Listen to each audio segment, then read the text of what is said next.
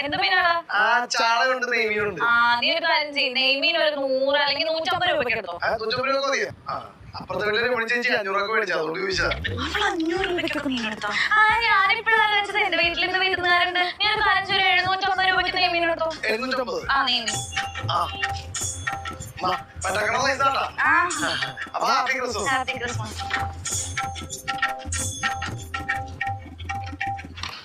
ചേച്ചിയെ